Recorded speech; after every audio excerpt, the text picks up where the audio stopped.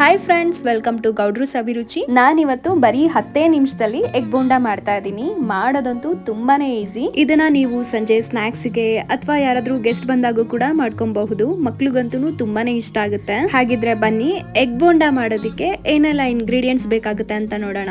ನಾನಿಲ್ಲಿ ಒಂದು ಅರ್ಧ ಕಪ್ಪು ಕಡಲೆ ಹಿಟ್ಟನ್ನ ತಗೊಂಡಿದ್ದೀನಿ, 1/4 ಕಪ್ಪು ಅಕ್ಕಿ ಹಿಟ್ಟು ತಗೊಂಡಿದ್ದೀನಿ, 3 ಟೇಬಲ್ ಸ್ಪೂನ್ ಚಿಲ್ಲಿ ಪೌಡರ್ ತಗೊಂಡಿದ್ದೀನಿ, ಅರ್ಧ ಟೀ ಸ್ಪೂನ್ ಜೀರಿಗೆ ತಗೊಂಡಿದ್ದೀನಿ, ಉಪ್ಪಿನ ಪುಡಿ, ಅರ್ಧ ಲೀಟ್ರು ಅಡುಗೆ ಎಣ್ಣೆ ತಗೊಂಡಿದ್ದೀನಿ.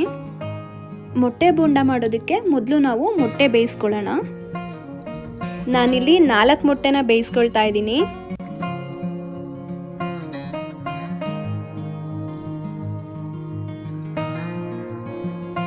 ನಾನಿಲ್ಲಿ 1 ಟೇಬಲ್ ಸ್ಪೂನ್ ಉಪ್ಪಿನ ಪುಡಿನ ಹಾಕೊಳ್ತಾ ಇದ್ದೀನಿ.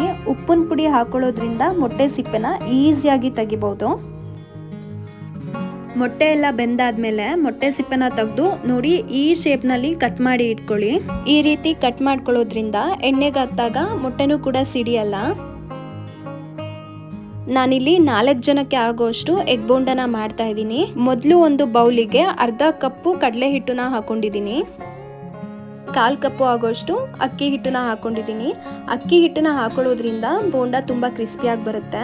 ಹಾಗೆ 3 ಟೇಬಲ್ ಸ್ಪೂನ್ ಮೆಣಸಿನಕಾಯಿ ಪುಡಿನ ಹಾಕೊಂಡಿದ್ದೀನಿ. ನಿಮ್ಗೇನಾದ್ರೂ ಖಾರ ಜಾಸ್ತಿ ಬೇಕು ಅಂತ ಹೇಳಿದ್ರೆ ನೀವು ಬೇಕಿದ್ರೆ ಇನ್ನೂ 1 ಟೇಬಲ್ ಸ್ಪೂನ್ ಮೆಣಸಿನಕಾಯಿ ಪುಡಿನ ಹಾಕೊಬಹುದು. ಒಂದು ಅರ್ಧ ಟೀ ಸ್ಪೂನ್ ಸೋಡಾ ಹಾಕೊಂಡಿದ್ದೀನಿ. ಸೋಡಾ ಹಾಕೊಳ್ಳೇಬೇಕಂತ ಏನಿಲ್ಲ, ಇದು ಆಪ್ಷನಲ್ಲು. ಹಾಗೆ ಒಂದು ಅರ್ಧ ಟೀ ಸ್ಪೂನ್ ಜೀರಿಗೆ ಕೂಡ ಹಾಕೊಂಡಿದ್ದೀನಿ. ಕೊನೆಯಲ್ಲಿ ರುಚಿಗೆ ತಕ್ಕಷ್ಟು ಉಪ್ಪನ್ನ ಹಾಕೊಂಡು ಸ್ವಲ್ಪನೇ ನೀರು ಹಾಕೊಂಡು ಮಿಕ್ಸ್ ಮಾಡ್ಕೊಳ್ತಾ ಇದ್ದೀನಿ. ನೋಡಿ ಈ ತರ ಟೆಕ್ಸ್ಚರ್ ಬರಬೇಕು. ಇದು ಪರ್ಫೆಕ್ಟ್ ಆಗಿದೆ. ನೋಡಿ ನೀವು ಕೂಡ ಇದೇ ತರ ಮಿಕ್ಸ್ ಮಾಡ್ಕೊಳ್ಳಿ. ಮಿಕ್ಸ್ ಮಾಡ್ಕೊಂಡಿದ್ದಾದ್ಮೇಲೆ ಒಂದು ಪಾತ್ರೆಗೆ ಎಣ್ಣೆ ಹಾಕೊಂಡು ಬಿಸಿ ಆಗೋದಕ್ಕೆ ಅಂತ ಬಿಟ್ಟಿದ್ದೀನಿ. ಎಣ್ಣೆ ಬಿಸಿ ಆದ್ಮೇಲೆ ನಾನು ಅವಾಗ್ಲೇ ಕಟ್ ಮಾಡಿ ಇಟ್ಕೊಂಡಿರೋ ಅಂತ ಮೊಟ್ಟೆ ಪೀಸ್ನ ಕಡಲೆ ಹಿಟ್ಟಲ್ಲಿ ಡಿಪ್ ಮಾಡಿ ಒಂದೊಂದೇ ಹಾಕೊಳ್ತಾ ಇದ್ದೀನಿ.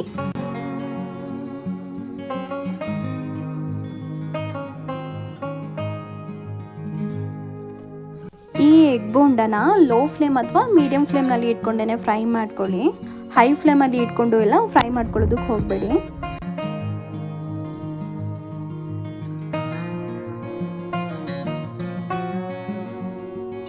ನೋಡಿ ಈ ಥರ ಎರಡೂ ಕಡೆ ತಿರುಗಿಸ್ಕೊಂಡು ಫ್ರೈ ಮಾಡ್ಕೊಳ್ಳಿ. ಹಾಗೆ ಈ ಎಗ್ ಬೋಂಡ ಬೇಯೋದಕ್ಕೆ ಬರೀ ಒಂದು 3 ರಿಂದ 4 ನಿಮಿಷ ಟೈಮ್ ಸಾಕು. ಯಾಕೆ ಅಂದರೆ ನಾವು ಎಗ್ನ ಮುಂಚೆನೆ ಬೇಯಿಸ್ಕೊಂಡಿದ್ವಿ ಅಲ್ವಾ, ಹಾಗಾಗಿ ಜಾಸ್ತಿ ಟೈಮ್ ಏನು ತಗೊಳ್ಳಲ್ಲ ಇದು ಫ್ರೈ ಆಗೋದಕ್ಕೆ. ನೋಡಿ ಈ ತರ ಗೋಲ್ಡನ್ ಕಲರ್ ಬರಬೇಕು, ಅಲ್ಲಿವರೆಗೂ ಫ್ರೈ ಮಾಡ್ಕೊಳ್ಳಿ. ನೋಡಿ ಇದು ಇವಾಗ ಪರ್ಫೆಕ್ಟ್ ಆಗಿ ಫ್ರೈ ಆಗಿದೆ. ಹಾಗೆ ಎಗ್ ಬೋಂಡ ಕೂಡ ರೆಡಿ ಆಗಿದೆ. ಎಗ್ ಬೋಂಡ ಏನೋ ರೆಡಿ ಆಯ್ತು, ಆದ್ರೆ ಎಗ್ ಬೋಂಡ ತಿನ್ನೋದಕ್ಕೆ ಒಂದು ಬೆಸ್ಟ್ ಕಾಂಬಿನೇಷನ್ ಅಂದ್ರೆ ಅದು ಗ್ರೀನ್ ಚಟ್ನಿ. ಹಾಗಿದ್ರೆ ಬನ್ನಿ ಗ್ರೀನ್ ಚಟ್ನಿನ ಹೇಗ್ ಮಾಡೋದು ಅಂತ ನೋಡೋಣ. ನಾನಿಲ್ಲಿ 1 ಬೆಳ್ಳುಳ್ಳಿ ಹಾಕೊಂಡಿದ್ದೀನಿ, ಹಾಗೆ ಸ್ವಲ್ಪ ಶುಂಠಿ ಹಾಕೊಂಡಿದ್ದೀನಿ, ಸ್ವಲ್ಪ ಕೊತ್ತಂಬರಿ ಹಾಕೊಳ್ತಾ ಇದ್ದೀನಿ. ನೀವು ಎಷ್ಟು ಕೊತ್ತಂಬರಿ ಹಾಕೊಂಡಿರ್ತೀರೋ ಅದ್ರ ಅರ್ಧ ಭಾಗ ಪುದೀನ ಹಾಕೊಳ್ಳಿ. ಒಂದು ಅರ್ಧ ಟೀ ಸ್ಪೂನ್ ಜೀರಿಗೆ ಹಾಕೊಂಡಿದ್ದೀನಿ, ಹಾಗೆ ಒಂದು ಹಸಿ ಮೆಣಸಿನಕಾಯಿ ಹಾಕೊಂಡಿದ್ದೀನಿ. ಕೊನೆಯಲ್ಲಿ ರುಚಿಗೆ ತಕ್ಕಷ್ಟು ಉಪ್ಪನ್ನ ಹಾಕೊಂಡು ಸ್ವಲ್ಪ ನೀರು ಹಾಕೊಂಡು ರುಬ್ಕೊಳ್ತೀನಿ. ನೋಡಿ ಗ್ರೀನ್ ಚಟ್ನಿ ಕೂಡ ರೆಡಿ ಆಗಿದೆ. ನೋಡಿದ್ರಿ ಅಲ್ವಾ ಎಗ್ ಬೋಂಡ ಮಾಡೋದು ಎಷ್ಟು ಈಸಿ ಅಂತ ಹೇಳಿ. ಬರೀ ಒಂದು 10 ನಿಮಿಷ ಟೈಮ್ ಇದ್ರೆ ಸಾಕು, ಆರಾಮಾಗಿ ಎಗ್ ಬೋಂಡನ ಮಾಡ್ಕೊಬಹುದು. ಈ ರೆಸಿಪಿನ ನೀವು ಕೂಡ ಟ್ರೈ ಮಾಡಿ ನೋಡಿ, ಹೇಗ್ ಬಂತು ಅಂತ ಕಮೆಂಟ್ ನಲ್ಲಿ ತಿಳಿಸಿ.